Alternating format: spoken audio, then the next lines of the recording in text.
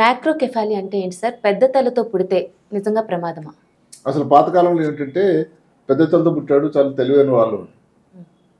అది చాలామందికి అపోహ. అది అంటే నిజానికి పెద్ద తల ఉన్నంత మాత్రం తెలివి కాదు, లోపల ఉండే పదార్థం మీద ఆధారపడి ఉంటుంది. మెదడు ఎంత బాగా పనిచేస్తుందని, తల సైజు ఒకటే కాదు.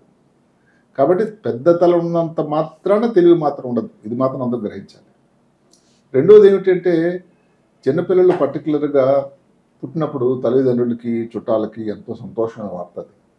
ఇప్పుడు అలాంటప్పుడు పుట్టగానే ఇలా పెద్ద తలతో పుట్టారనుకోండి, ఎంత బాధాకరం, ఎంత ఆందోళనకరం. ఆ విషయం మీద 2-3 మాటలు చెప్పడానికి ఈరోజు నేను ప్రయత్నం చేస్తాను. అంటే పెద్ద తల అనేది అన్ని ప్రమాదం కాకపోయినా ప్రమాదకరమైన కూడా ఉన్నవి. ఇట్లా ఏమిటి ఆ లక్షణాలు మనం మాట్లాడుకుందాం. భారతదేశంలో దగ్గర దగ్గర 1-2% ఇది కనబడుతుంది. మామూలుగా ఇది ఎవరికి మ్యాక్రోసెఫలి అంటారు, అంటే పెద్ద తల ఎవరికి అంటారు? మామూలుగా పుట్టగానే శిశువుకి బిడ్డకి ప్రపంచంలోకి వచ్చినప్పుడు 34.2 సెంటీమీటర్లు ఉండాలి. ఆ తర్వాత ఒక సంవత్సరం అయ్యేసరికి 36.9 సెంటీమీటర్లు అవుతుంది. దీనికి కూడా ఒక సైన్స్ పద్ధతి ఉంది. 3 నెలల వరకు నెలకి 2 సెంటీమీటర్లు పెరుగుతుందండి.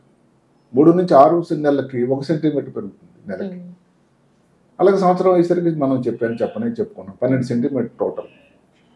ఆ తర్వాత నెక్స్ట్ 1 ఇయర్ వరకు అలాగ మారుతూ ఉంటుంది, తగ్గుతూ ఉంటుంది. ఇంకా నెక్స్ట్ 1 ఇయర్ అంతా 6 మాసాలు 1 సెంటీమీటర్, నెక్స్ట్ 2 ఇయర్స్ సంవత్సరానికి 1 సెంటీమీటర్, ఇట్లా ఒక పద్ధతి ఉంది.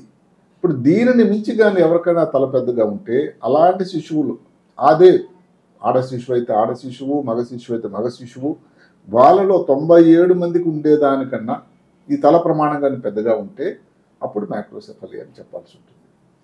ఇప్పుడు మీరు అడిగారు అన్ని ప్రమాదం అంటే, అన్ని ప్రమాదం కావు, కానీ ప్రమాదకరమైన కూడా ఉన్నాయి.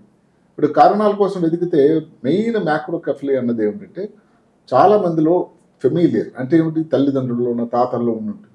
దానిని బినైన్ ఫెమిలియల్ మ్యాక్రోకెఫలి అంటారు. అది ప్రమాదం ఏం కాదు, దాని గురించి వరి అవ్వాల్సింది కూడా ఏం లేదు. వాళ్ళందరూ చక్కగా బతుకుతున్నారు, ఈ అబ్బాయి కూడా అలాగే అమ్మాయి కూడా అలాగే ఉంటారు. కానీ ప్రాబ్లం వల్ల ఎవరికి వస్తుందంటే ఇంకా ఫర్దర్గా ఇంకేమైనా ఉందా. ఉదాహరణకి కొంతమందికి పుట్టగానే ఇబ్బంది వస్తుంది, తల పెద్దగా ఉంటుంది, మెదడు లోపల నీరు ఎక్కువ అవుతుంది. ఏదో కారణాంతరాలు కొంతమందికి మెదడే పెద్దగా ఉంటుంది, మెగలెన్సెఫలీ. మ్యాక్రోకెఫలి అంటే తల పెద్దగా అంటే, మెగలెన్సెఫలీ అంటే ఎన్సెఫలాన్ అంటే మెదడు, అది పెద్దగా ఉంటుంది. కొన్ని కారణాలు ఉన్నాయి దానికి. అదే కాకుండా తలకు దెబ్బ తగిలింది అనుకోండి, డెలివరీ టైంలో కానీ శిశువు కింద పడిపోయాడు, దాని లోపల రక్తం కానీ గూడు కట్టుకున్నట్టు. కొన్ని పుట్టినప్పటి నుంచే మెదడు లోపల రక్తనాళాలు ఉంటాయి, దమనలు సిరలు అని. అవి 2 సమాంతర రేఖలు, 2 పక్కపక్కన వెళ్తాయి, అసలు కలవు.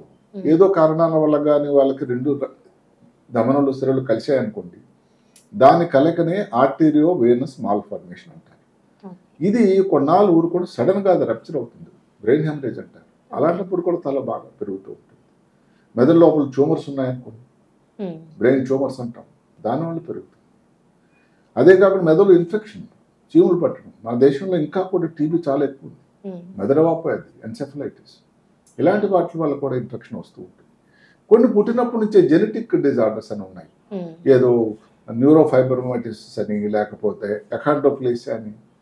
ఇవన్నీ కొంచెం ఇబ్బందికరమైన అంశాలు.